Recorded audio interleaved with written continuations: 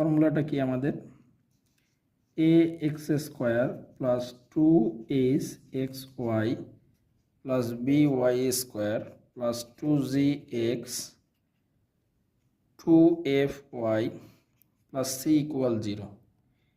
এটা আমাদের সঞ্চারপথের সমীকরণ। এই সঞ্চারপথের সমীকরণে ab মাইনাস এইচ স্কোয়ার এটা যদি 0 হয় এটা পরাবৃত্তকে নির্দেশ করবে। ab মাইনাস এইচ স্কোয়ার এটার মান যদি 0-র চেয়ে বড় হয় তো এটা উপবৃত্তকে নির্দেশ করবে। আর ab মাইনাস এইচ স্কোয়ারের মান যদি 0-র চেয়ে ছোট হয় তো এটা অধিবৃত্তকে নির্দেশ করবে।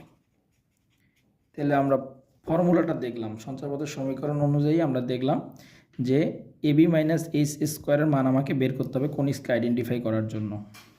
তাহলে এখানে কোশ্চেনটা ছিল আমাদের X Y is equal to কত 4, এক্স ওয়াই ইকুয়াল কত 4। তাহলে খেয়াল করে দেখো এক্স ওয়াই এর সহগ কিন্তু 2h। তাহলে খেয়াল করে দেখো 2h এর মান কিন্তু 1, তাহলে h এর মান কিন্তু আমাদের 1/2।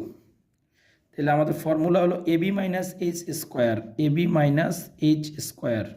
তাহলে a বলতে এক্স স্কোয়ারের সহগ, এই সমীকরণটার মধ্যে কোনো এক্স স্কোয়ার টার্ম নাই, তার মানে এর মান 0। এই সমীকরণটার মধ্যে কোনো বি নাই, তার মানে বির মানও কত 0।